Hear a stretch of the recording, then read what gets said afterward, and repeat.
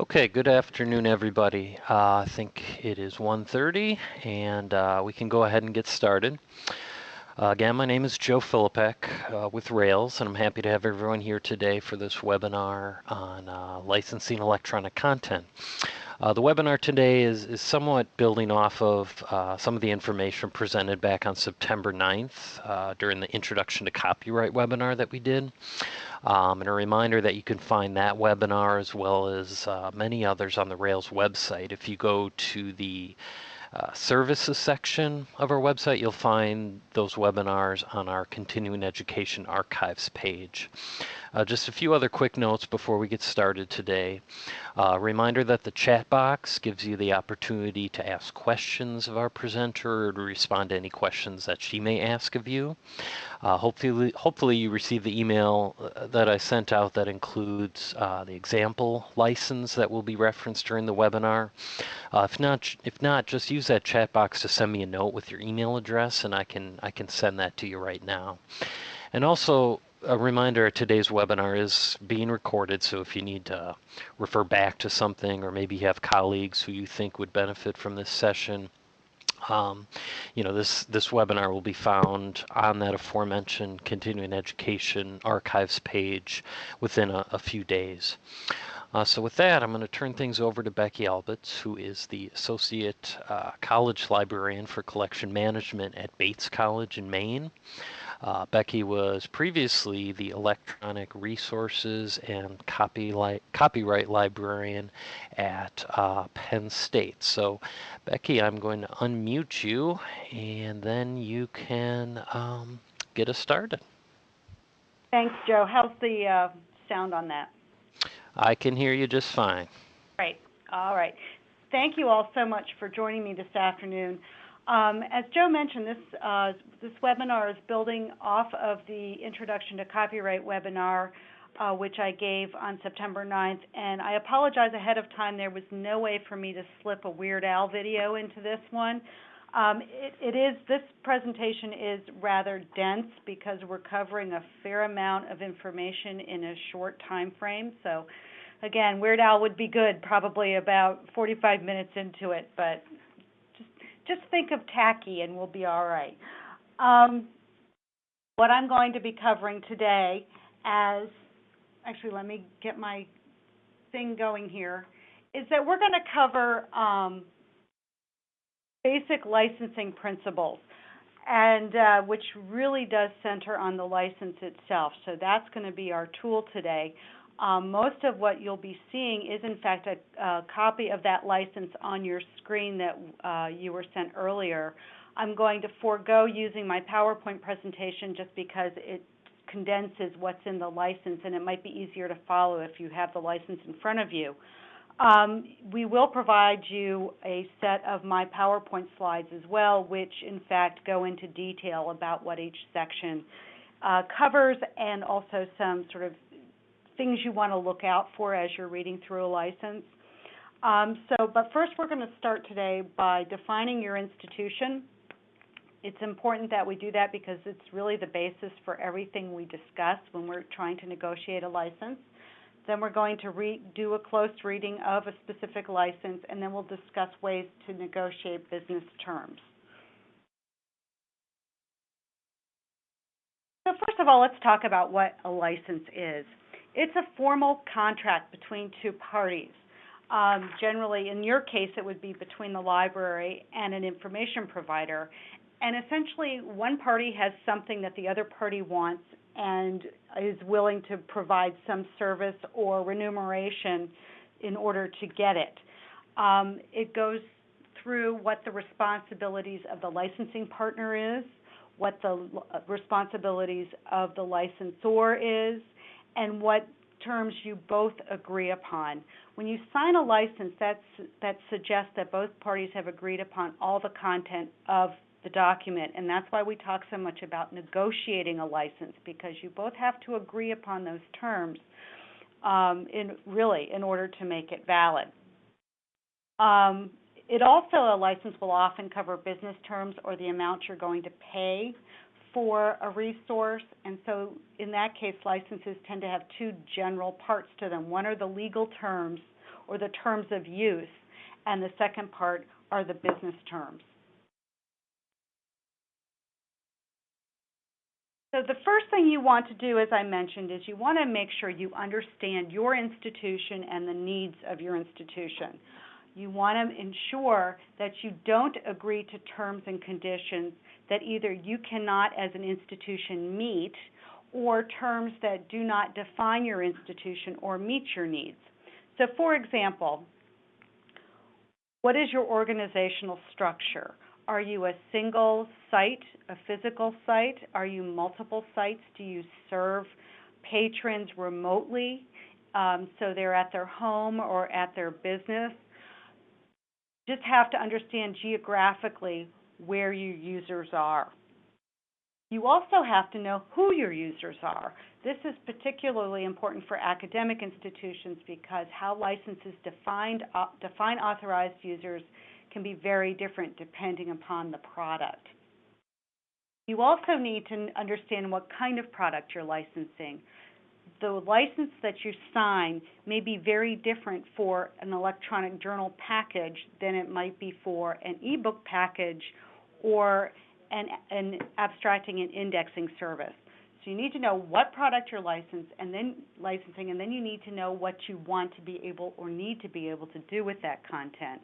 We'll talk about this a little bit later, but for example, if you require interlibrary loan to be a term of use in a license, but you're trying to license an abstracting and indexing service or an A&I, they're likely not going to agree to interlibrary lending because, in fact, in some cases, less so now, but truly when they first began, they didn't contain any full text, and so there was really nothing to interlibrary loan. Pardon me. So you just need to be aware of what you want to be able to do with the content as you're going through your license. So as you read through it and you understand those terms and your institution, you'll have a framework within which you can read the license and ensure that it does what you need it to do. And I often suggest, if you haven't done this before, that you go through and create sort of a checklist of terms and conditions that you have to agree to, that you want to have in a license, and that you're willing to pass up. Also make sure that you have your authorized users and your site defined ahead of time so that there are no issues about what language you need to have in a license. So, Joe, if we could switch to the license itself now. Thank you so much. We're going to scroll back up to the beginning. As some of you have seen already, looking through this, I obviously made this up. But this license is based upon an open access license that was developed by John Cox and Associates. And this is the framework for this license is available at a website. It's licensingmodels, one word, .org.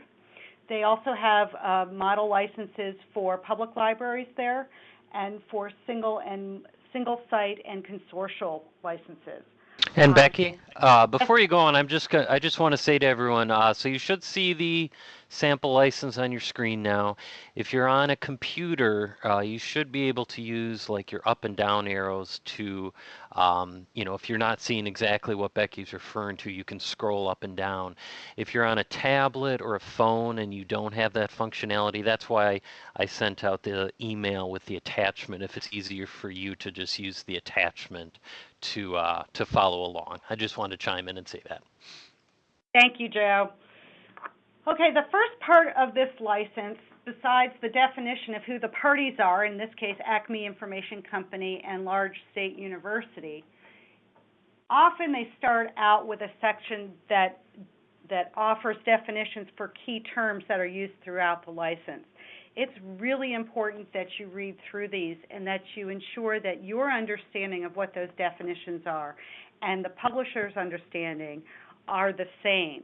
So, for example, in this definition, the authorized users, in this section, the authorized user definition is quite specific about who can access this resource. And in fact, it allows basically faculty, staff, students at an institution, either on site, on campus, or at home, can access the resource, as can walk-in users, which is the last sentence in that section. But if, for example, you were interested in providing access to alumni, they're not considered authorized users in this license, and you would have to negotiate that definition.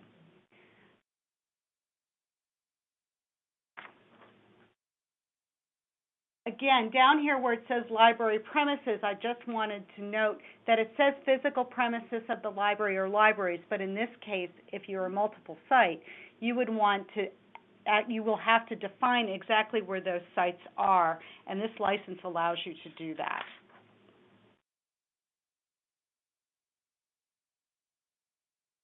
I'm using the scroll button on my mouse, and it's not terribly it's difficult to control, so please forgive me for bouncing up and down. Number 2 is the agreement section, and this section tells you the purpose of the license. In this case, it's telling you that you are getting access to a resource that's going to be available on, you're going to have to make available on a secure network for research and teaching purposes, private study, and so on. It tells when the agreement will begin. So it basically says it starts on the date that you provide on this document, and it also says when it's going to end. And in this case, it's for a single year. Many licenses will automatically renew from year to year unless you explicitly cancel it, and the license will say that. In this case, it does not. It automatically ceases unless you agree to renew it. Sometimes an automatic renewal is more helpful because, A, it'll just assume that you're going to renew and you don't have to worry about articulating it. And thus, if you happen to miss a renewal notice, you could lose access to it. And sometimes some licensees will ask you to sign a new license every period, and if it automatically renews, you don't have to do that. So it's just something to be aware of as you're looking at the terms of a license. 2.3 also discusses post-cancellation archival access. This is a very general section here, but in other licenses, they will often articulate that access will be made available through Portico, through clocks, through locks, through one of the other third-party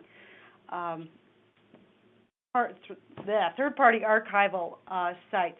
In this case, it says it may even give you a box of CD-ROMs. But you want to make sure at some point that there is a discussion, particularly if these are electronic journals or books, that you have access to them post-cancellation. If it's an aggregator service, odds are this phrase will not be in there, and you're not going to be able to negotiate it because the provider doesn't have the right to provide you with post-cancellation access because they don't actually own the content that they're licensing to you. I hope that makes sense because in some cases, people really want to ensure that they have post-cancellation access, but you're just not going to get it with an aggregator.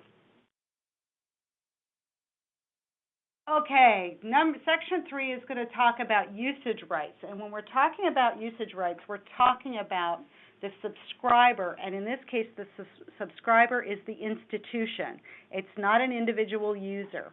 So this is what the library is allowed to do with this content. And it says you're allowed to cache the content on a computer so people can use it. That's pretty basic.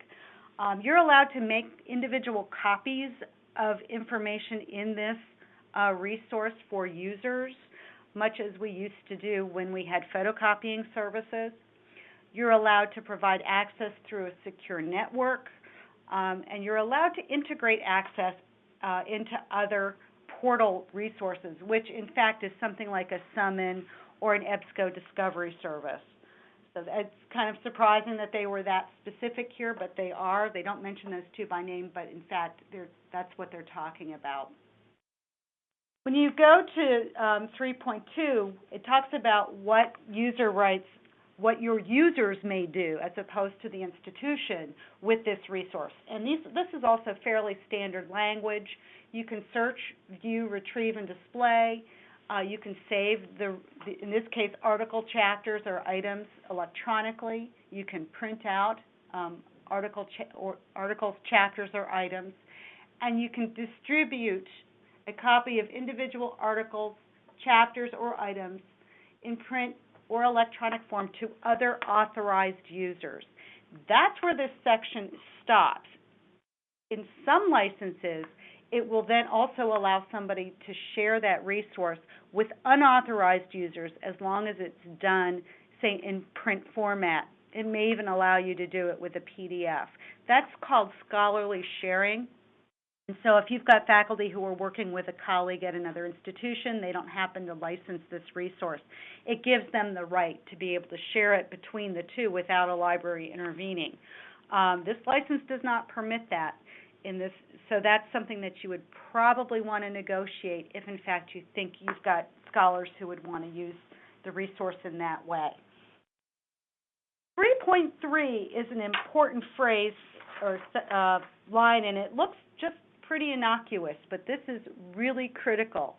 It says, and I'm going to read it, nothing in this license shall in any way exclude, modify, or affect any of the subscriber's statutory rights under the copyright law.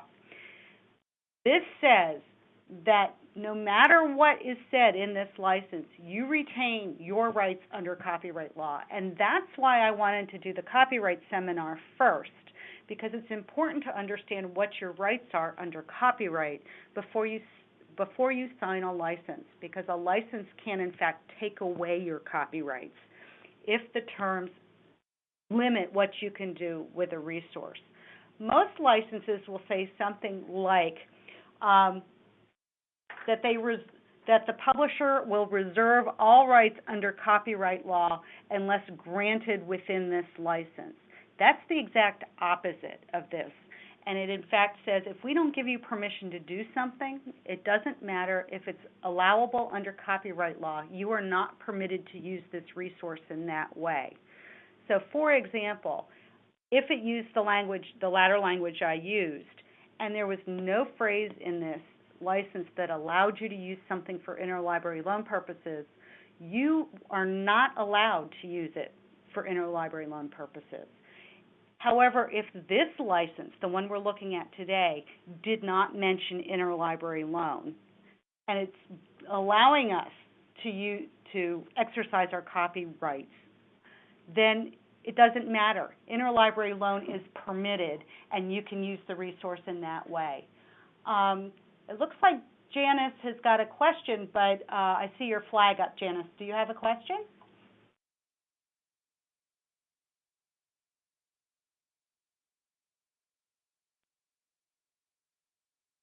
Okay, well, if Janice decides to type something in, that's terrific. If not, not a problem. We'll go on. So 3.3 is language you really want to have in a license, if you can possibly get it. Now what this section does is it goes into interlibrary loan and Coursepack uses, and it explicitly allows you to use this resource.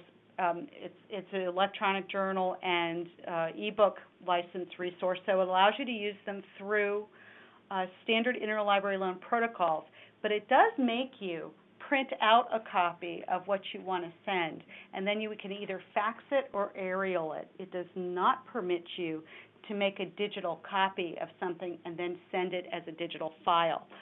That's an area where we're seeing more changes in licenses recently. If there are ways for you to take a journal article file, for example, and send it digitally, often the major publishers, at least, are allowing you to do that. But in the case that we're seeing now, particularly with ebooks, this is still a challenge because there's no way that they're allowing us to send full books electronically. They don't want to give up, obviously, the control of the file. There's just no clean way to do it either. So even though, for example, this license allows you to interlibrary loan the content, there's really no way you're going to take one of the proceedings that's covered under this license, print it out, and then fax it to a borrower. It's just not a practical use. So that's how they're limiting our ability to interlibrary loan larger chunks of content. I hope that made sense. That was a little convoluted, but it's a standard issue that we're seeing now with all ebook licenses, and we just haven't found a good way to get around it at this point. just because it's too cumbersome.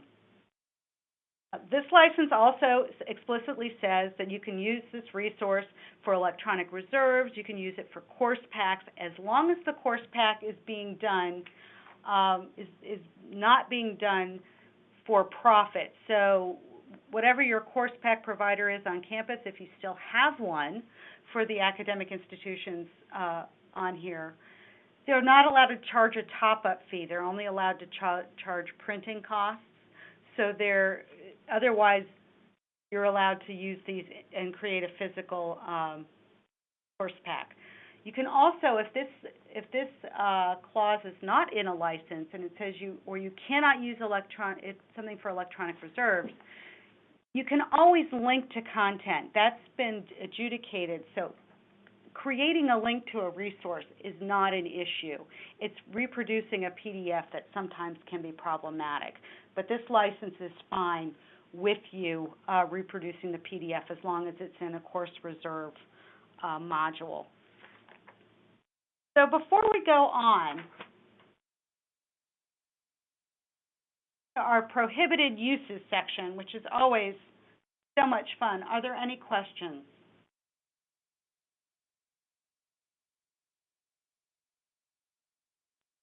Okay. Chime in if there is one, please.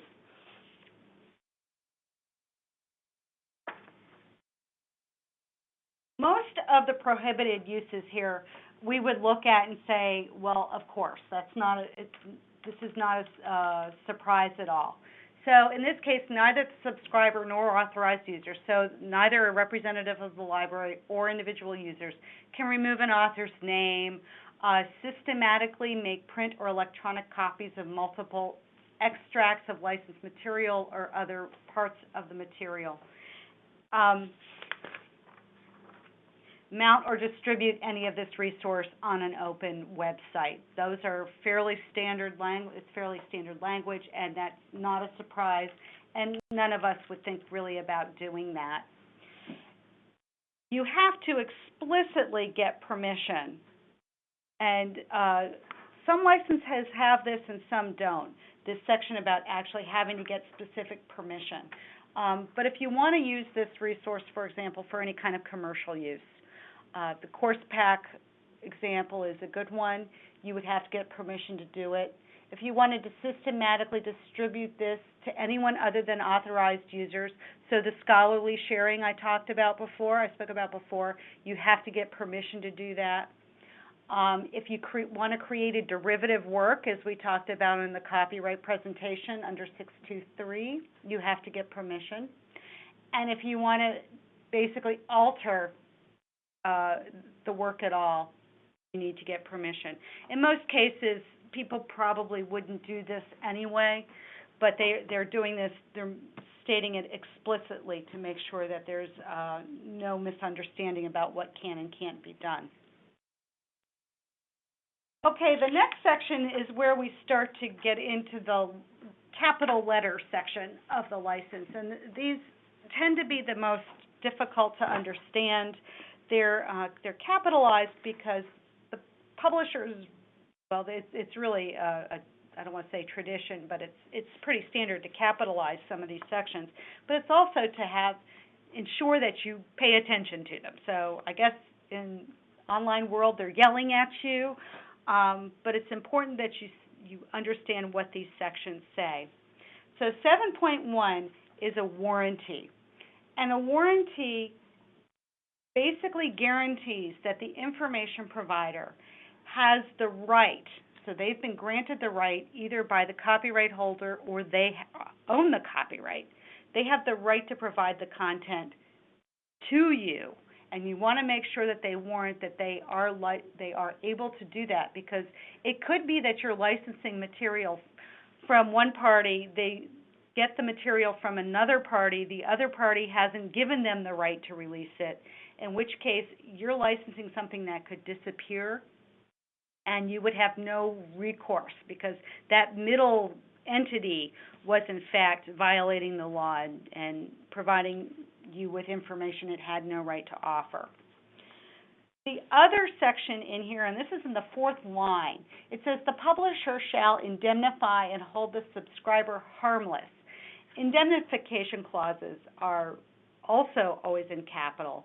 And this clause, the publisher agrees to protect you, the subscriber, from any legal action from a third party if you as the subscriber is sued because you were using that content. So, for example, if you license access to a newspaper through ProQuest, ProQuest warrants that it has permission to license that content to you. So if, in fact, some individual person who was mentioned in a New York Times article sees that you're providing access to that article, they decide to sue you as a library because you're disseminating that information, ProQuest will, in fact, cover your attorney's fees and protect you because it's saying that it has the right to distribute that information. So it's legally guaranteeing that they will cover you in case you're sued. There is, of course, a however. And the however is that if you have done something to this content that is a violation of this agreement, so say you posted on an open website, and that person is suing the New York Times for libel, and they've decided to sue everybody who's disseminating that article as well. And if you violate this contract by posting that article on an open website, then ProQuest will no longer protect you in court. And so it's pretty much up to you. That's why it's important that we really understand what the terms are, because there are, in fact, consequences above and beyond sort of the standard oh gosh, they're going to turn us off kind of thing. Is there any question about both the warranty and the indemnity? We're going to get back to indemnity because there's a second indemnity clause in this license. But those are two concepts that can be kind of difficult to, they can be dense to understand. Okay, I'm going to assume we're good there. And the next section that we're going to cover are publisher undertakings. And this is the section that tells you what a publisher is going to do for you. So usually this will cover that they're going to provide the information that you've licensed.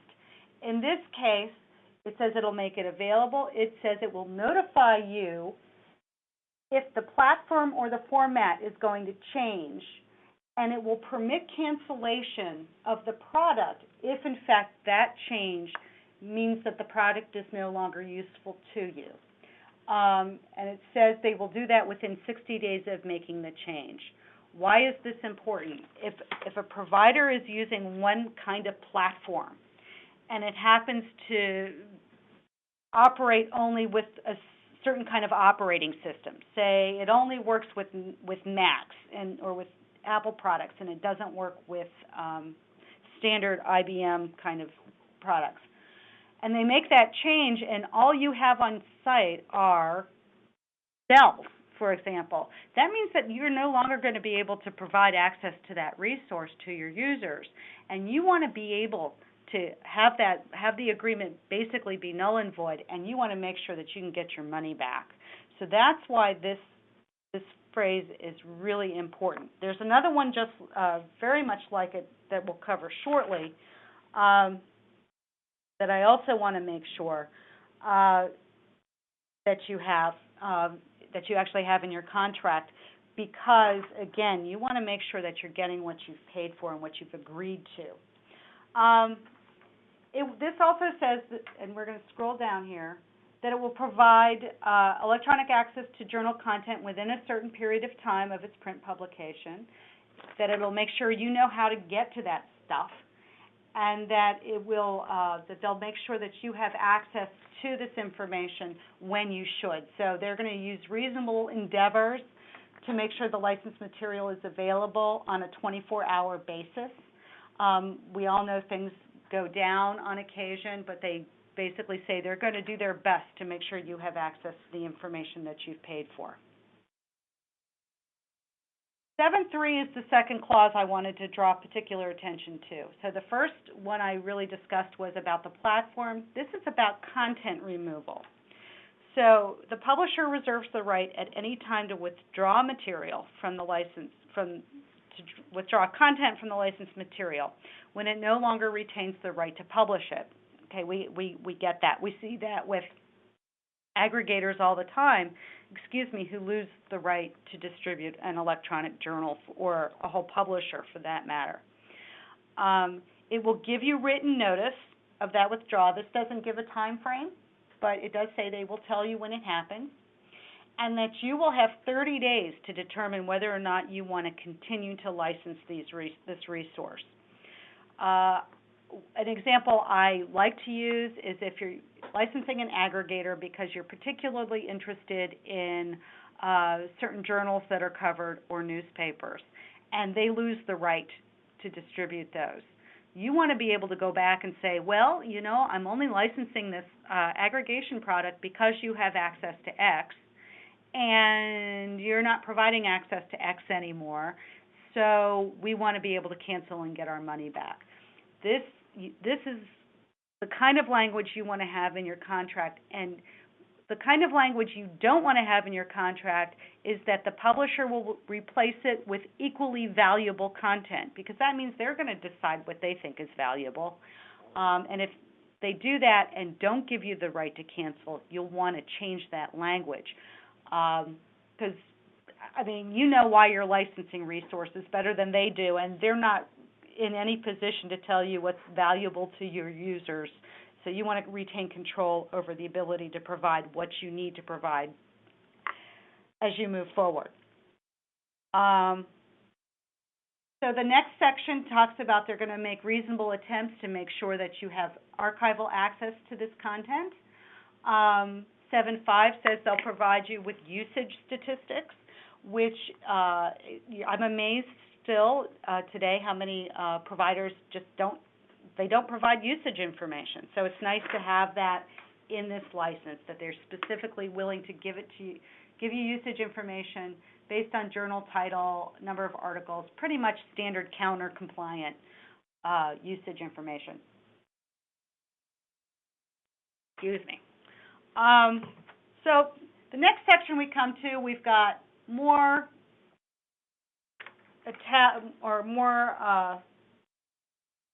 all capital letters here. We're still under publisher undertakings. 7.6 is an interesting phrase. This is their warranty of fitness section, or sold as is. So it says they basically will provide this information as it is. They're not guaranteeing that it will be useful to you. The reason they do this is that people license resources for all sorts of reasons, and it may not be exactly the reason why the content was put together in the first place.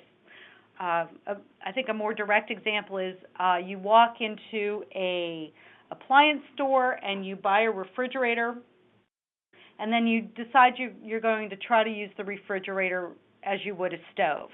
Well, sold as is basically says, that's too bad. You've bought a refrigerator. You're buying it to be used as a refrigerator. You're not allowed to try and return it and say, well, it's not working like a stove, so I don't want it.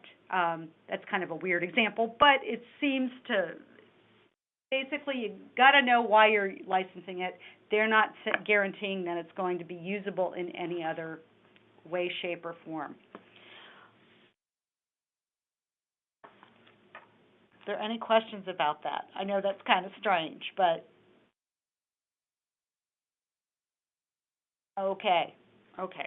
So basically, don't try to use a music database to do research in chemistry. Just not going to work. The second 7.7 here is a limitation of liability clause. And it says essentially that the publisher is not liable for any amount over the amount that you paid for a single year to license this. And it's interesting to me, when I was at Penn State, we were not allowed, or we had we were allowed, but we had very difficult time explaining to our procurement office why we would sign something like this. They are used, in many cases, central licensing or business offices are used to buying things like cars and chairs and toilet paper and things like that. They're not used to licensing information content. So if you buy a chair and the limitation on the chair manufacturer's liability is how much you paid for the chair, but say somebody sits in the chair and it breaks and they fall backwards and get a concussion, they want to be able to get all the medical expenses that person will accrue because the chair was manufactured in a faulty way. They want to be able to sue for additional damages, for example. But we all know that the way our users use electronic resources, as long as they use them in the way that they're intended, there isn't going to be any damage over and above what you paid for it in the first place. So it's really a matter of convincing your licensing entity. If they don't allow you to license, or if they don't allow you to sign a license that has this language in it, to sort of explain why it's there and why there really is no danger to the institution financially. Good luck. Sometimes I was successful, sometimes I wasn't. It really just depends on who I was talking to that day. Most publishers understand that, so you may have to get into a conversation about what your institution licensing restrictions are and whether or not you can cross out this section. Generally speaking, there's definitely no harm in keeping it in. It also, in this section, it limits the amount of time during which you can bring actions against the publisher for any reason. So in this case, it's for a year. And that's at the bottom of that clause right there. Okay, we're going to move from what the publisher is going to do to what the subscriber is going to do. And I just want to actually stop here for a second and make sure there aren't any other questions. And now would be a good time, I know, for a Weird Al video. Because as I said, this stuff is pretty dense. But does anybody have any questions at this point?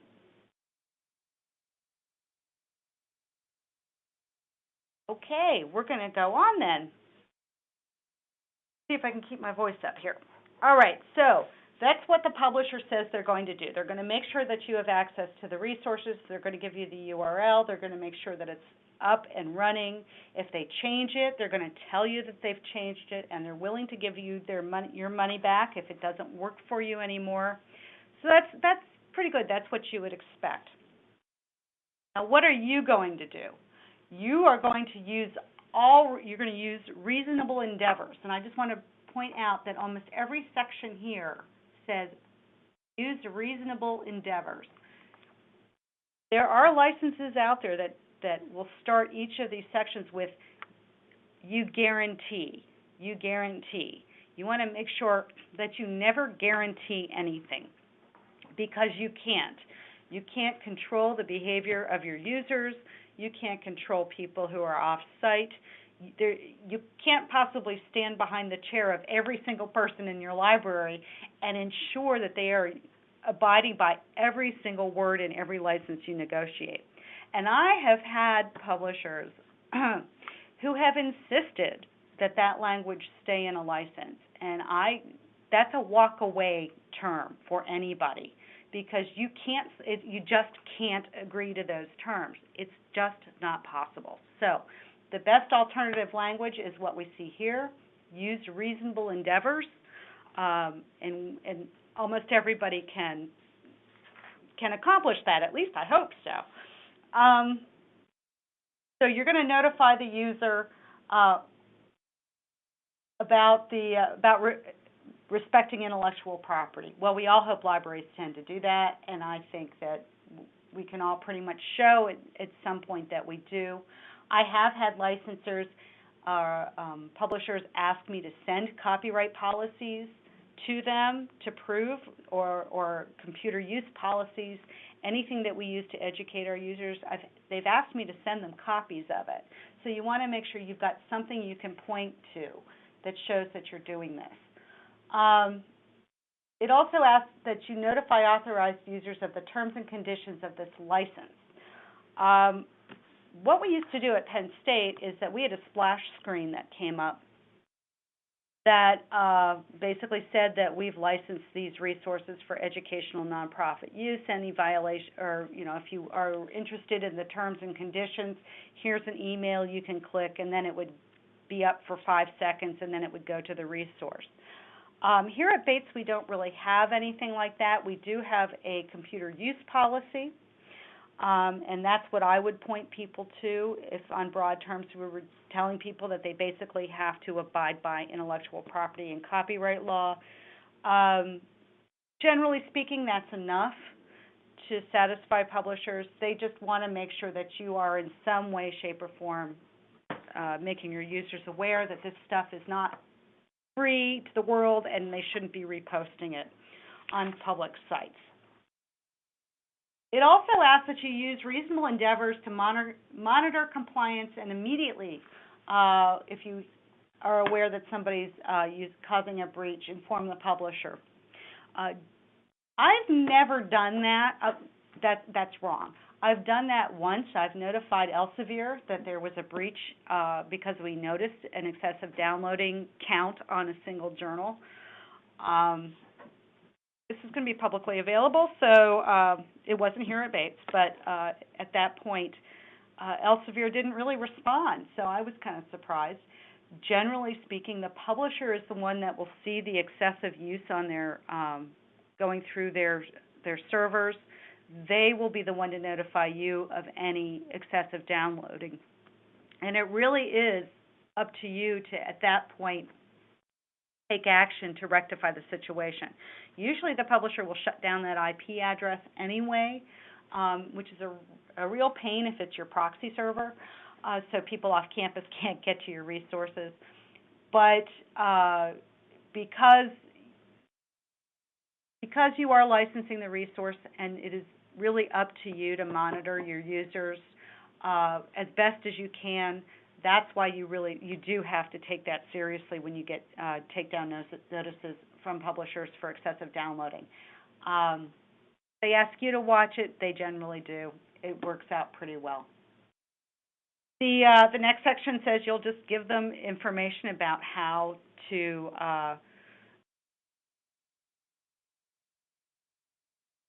provide access to the resource. I'm sorry, just little momentary stop there.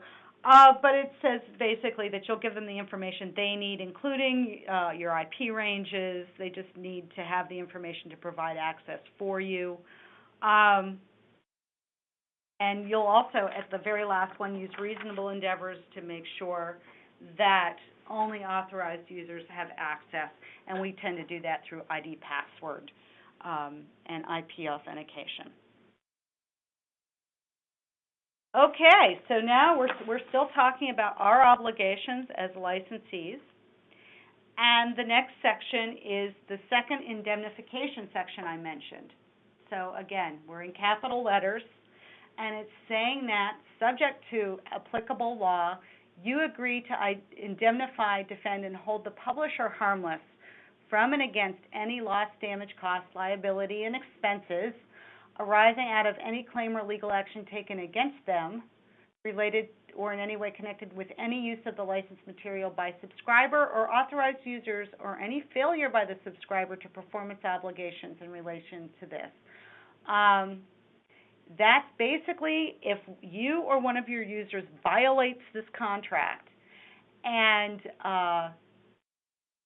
the publisher ends up getting sued because of it, and it's because you violated the agreement, or one of your users violated the agreement and you helped them do it, or you knew that they had done it, then you have to pay for the publisher's attorney's fees. So, for example, you know that a faculty member is posting articles that you're getting through an aggregator on an open website. So let's say it's publisher XYZ. And publisher XYZ sees that this faculty member is posting these articles on an open website, and you are aware of it. Then that publisher can sue ProQuest, just assuming it's a ProQuest or an EBSCO product, sue the aggregation company, and you will have to pay for their attorney's fees because you have violated the contract, your user has violated the contract, and you were aware of it. If, however, that faculty member has posted that article and you were unaware of it, then you are not liable. You do not have to indemnify the aggregation company and pay their attorney's fees. Does that make sense? I'm hoping that's a yes. Again, it's a complicated thing, but you're basically making sure this is the way they ensure. Thank you, Beth. Thank you. It just makes sure that you understand the consequences of not abiding by the terms of this agreement, and again, or helping your users or aiding and abetting your users in violating this agreement. But this also says that if you didn't know about it, you're protected as the licensing entity. Two things to say about this. Many organizations and institutions will not allow you to indemnify anybody, period. You just basically you cross this section out. It often happens with state or public entities, anything that's a state, municipal, state university, library, may not, based on state law, sign this. And that's why the phrase starts with subject to applicable law. Because what they'll say is, well, we'll just leave the clause in because we know that your law does not allow you to sign this, so we know, in fact, that this section is null and void. We're just not going to cross it out. If, in fact, it's your policy not to indemnify a party with whom you're licensing, but it's not a law for some reason in your area, then you have to get this crossed out. This setup of indemnity clauses is actually if the publisher insists that you indemnify them, this is the best language you're going to get. It's called mutual indemnification, and that for most places is fine. What's important about this is you want to make sure that this language in no way forces you to indemnify a third party or a party who is not part of this agreement. So, using the ProQuest example, or actually, let me just step back for a second. If they want you to indemnify anybody, they're going to say something like, the subscriber agrees to indemnify the publisher and any individual who has provided content to that publisher for misuse of XYZ, whatever. Your license is with the publisher. It's not with every single author who has contributed an article to their journals. Don't ever indemnify a third party in this. Another example would be microfilm. If we remember the, I can't remember the case now, where the photographer sued the New York Times, and the Stringers sued New York Times because they said that they had not given permission to have their works appear in the digital version of the New York Times. So say you licensed the New York Times, and you signed a license that said you agreed to indemnify them against any kind of lawsuit from a third party. So the photographers sue the New York Times. Technically, based upon that license, you would have to pay their attorney's fees because you've agreed to indemnify them against any kind of lawsuit because you had licensed their resources. I don't know if that makes it any clearer, but it is important that you make sure if you're indemnifying anybody, it's only the person with whom you have the license agreement. Thank goodness that's the end of all of the capital letter sections. And so we can forget about indemnities and warranties and fitness of use. But please, if you have any questions as we finish up here, don't hesitate to stop me here. Okay, so 8.3 basically says you're going to pay your bills, which is always a good thing. And although I'm amused sometimes how difficult it can be to get an invoice from some folks. They just don't want their money. I'm shocked, always shocked about it. So this section 9 is what you both agree to do, and this one is pretty, it makes perfect sense that you'll both agree to safeguard intellectual property, confidential information, and proprietary rights of the other party. What this doesn't say, and what some people get very concerned about, are confidentiality clauses in licenses. This does not have one. There are a lot of institutions that have made it an institutional priority or a policy, not a priority, policy, not to sign licenses with confidentiality clauses. If you're a public institution, a public library, a school library, a public academic institution, freedom of information means that anybody can have access to that license language if they go through the proper channels. Really, it's up to you and how much of an issue it is for you.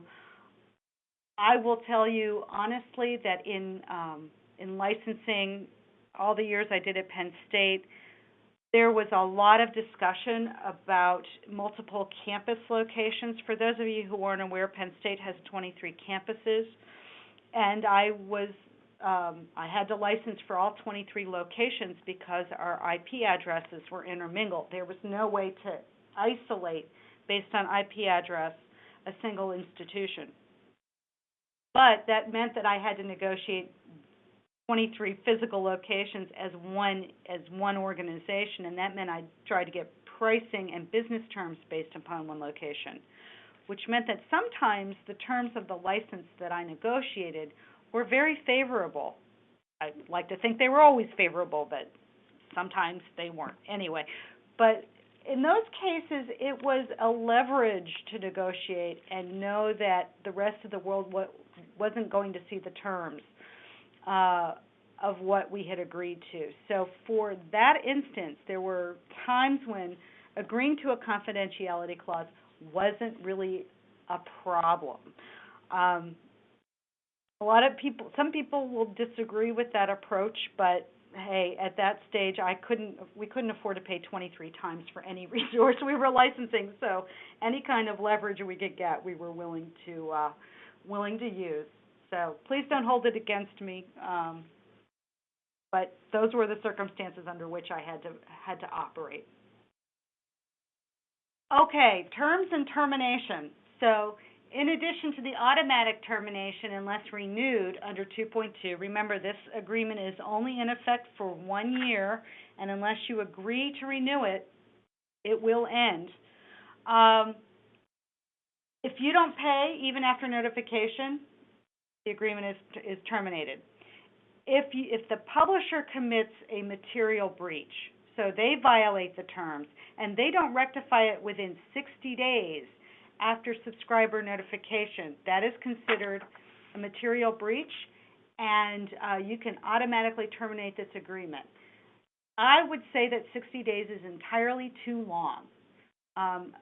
Honestly, if you can't get to a resource and it's been 60 days, you should get that's ridiculous. I mean, if you can't get to a resource within a week, that's probably long enough. And you should be able to terminate the agreement, particularly when it goes down during finals week or when people are prepping papers, and that just drives us crazy.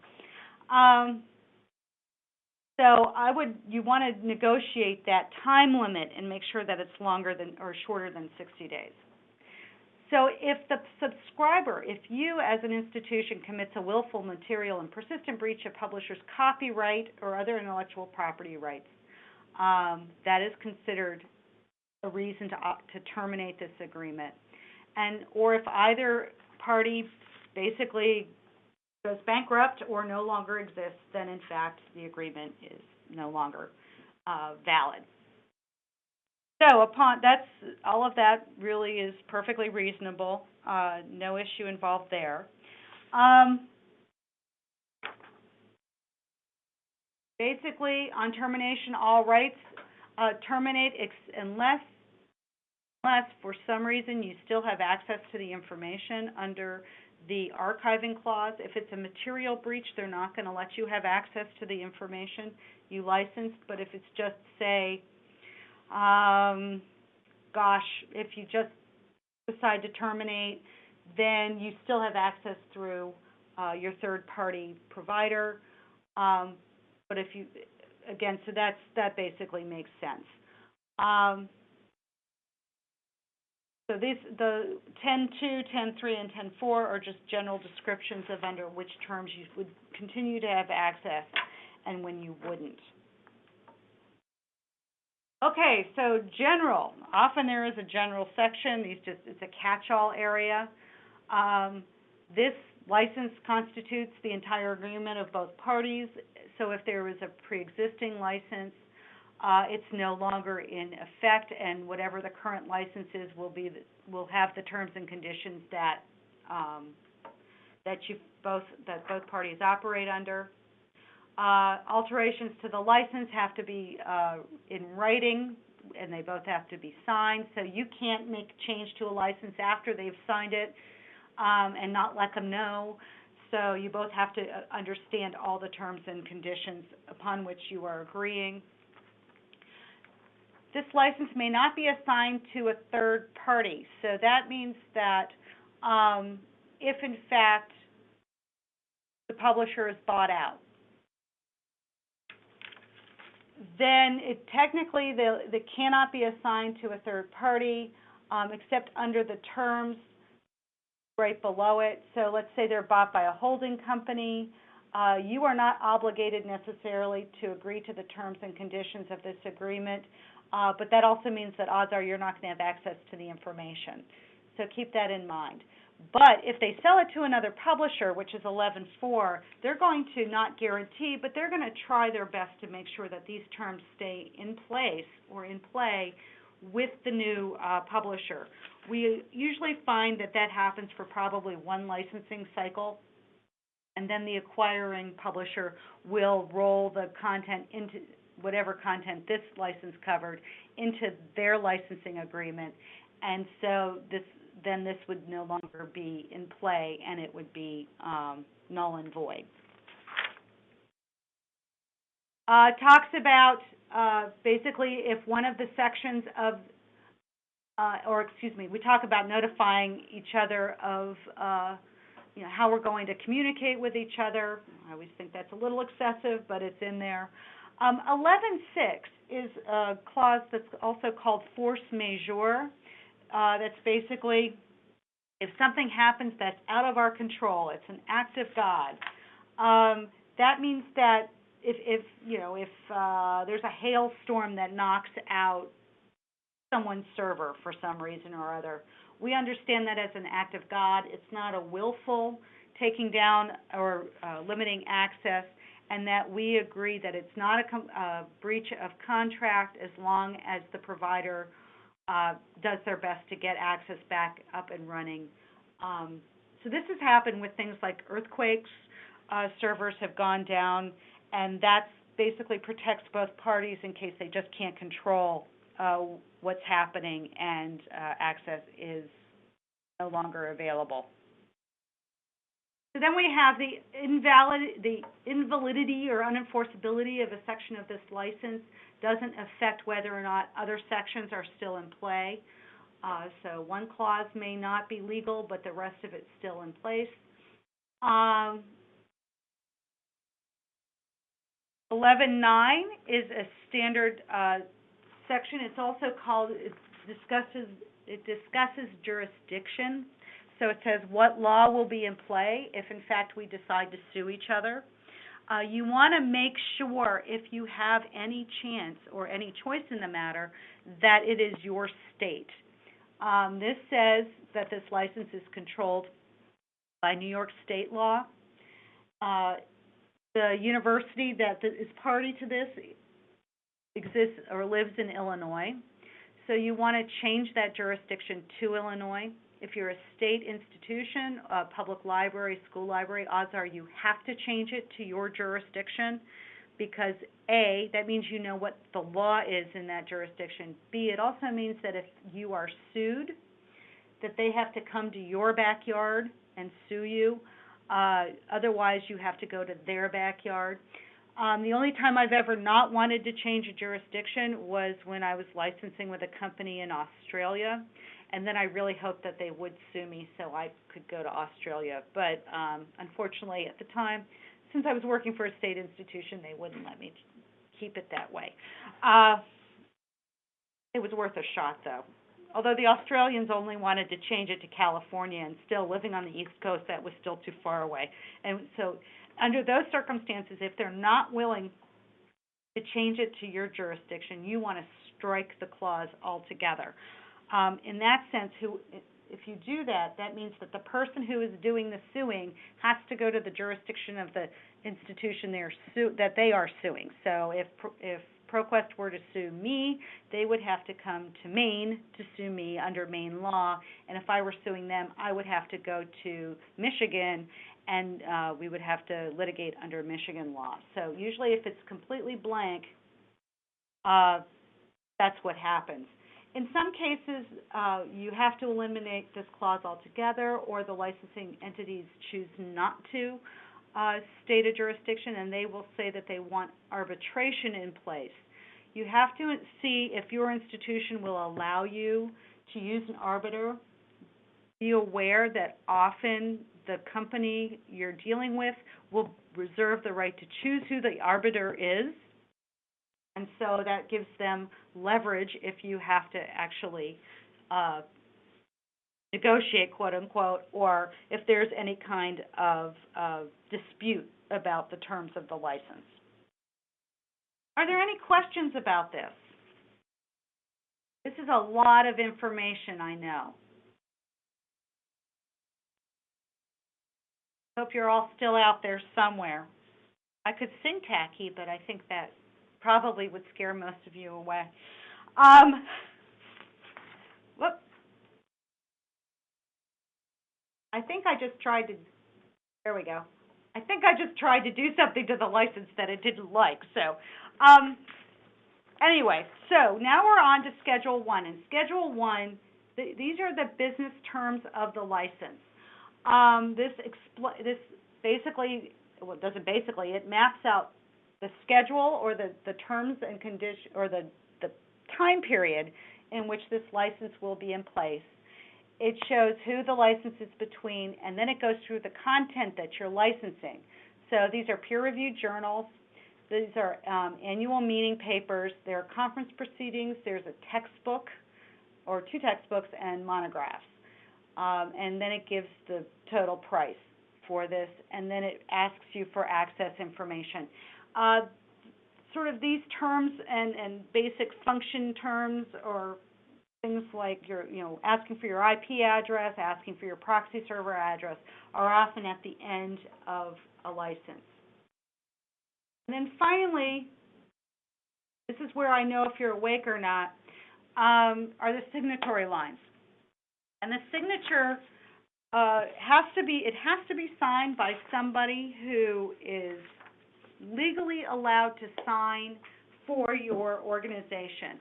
And depending on who's doing the signing or what your organization, how it's structured, it may be the electronic resource librarian is allowed to sign.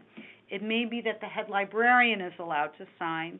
It may be that somebody in your business office has to sign the license. It may be that your institution's attorney has to sign the license, but it's important to know who legally is allowed to sign on behalf of your institution. I strongly, strongly urge you, depending on your role, to have somebody above you sign the license. Here, I don't sign licenses, but my college librarian is permitted, has been given permission to sign licenses, and our chief financial officer is the other person who is legally allowed to sign agreements at Bates College. I just find it's easier to ask somebody else to do it. It's not a big deal, but it does sort of make life happier if you don't have to concern yourself too much with it.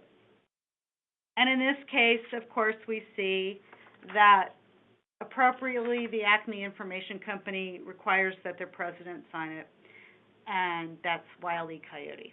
So now I know you're all asleep, or my sense of humor just is too bizarre for words. Are there any questions about this before we go on?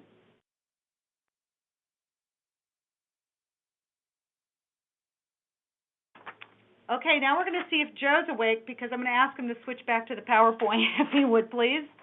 Awesome. And I'm just going to go all the way to the end.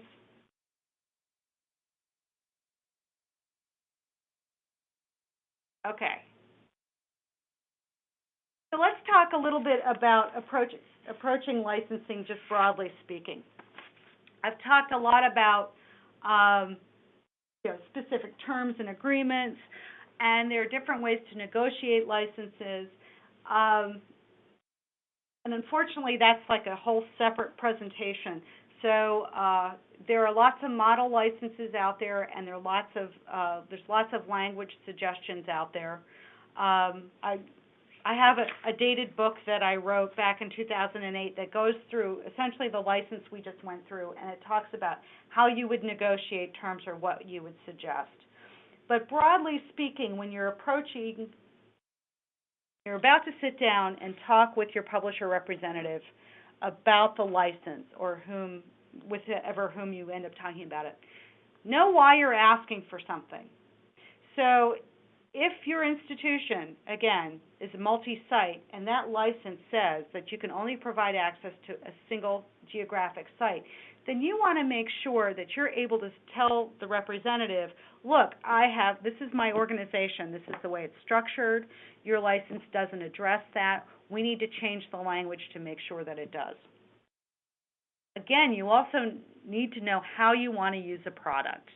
So if, in fact, you have nursing students who are going to be off-site at doing their clinical rounds, and the information resource does not permit remote access, that means that it's not going to be helpful to you.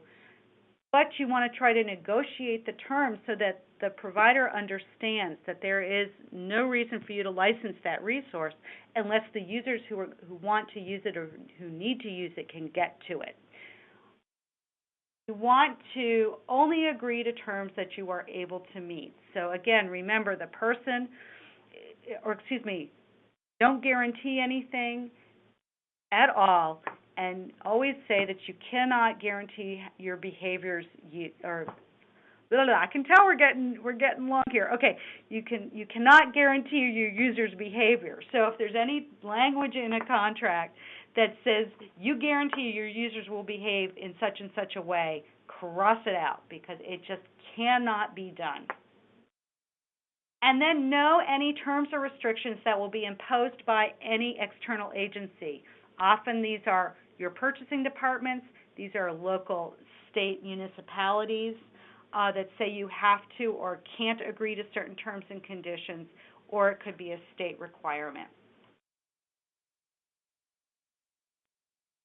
Then working with your licensor. So now you're talking to your representative, and know going in the must-haves and the would-like-to-haves. So know when to hold them and know when to fold them, so to speak. There will be terms that you cannot agree to, and you have to be willing to walk away from the discussion. That is your only strength in negotiation, is your ability to just walk away from the discussion. Be able to articulate the reason why you're requesting a change in the license, because I've had a number of people come back and say, I don't understand why you're asking for that change. Could you please explain it to me? And as long as you can say, I'm asking for it for X reason, you can give a legitimate reason for it, almost always it'll be accepted. Generally, they will just say, I just don't understand. So it's really a matter of being able to convey the purpose clearly. Be prepared to provide alternative language which meets your needs. Again, their Live License is still out there, and they have a number of sub-sites that give you suggested language. The license model website I mentioned at the beginning of the program also gives you model language. The license we use today is really one of the best licenses out there, so it also provides some good language. Just be prepared to substitute something for what they're asking for, because they rarely will provide you with the language that you want.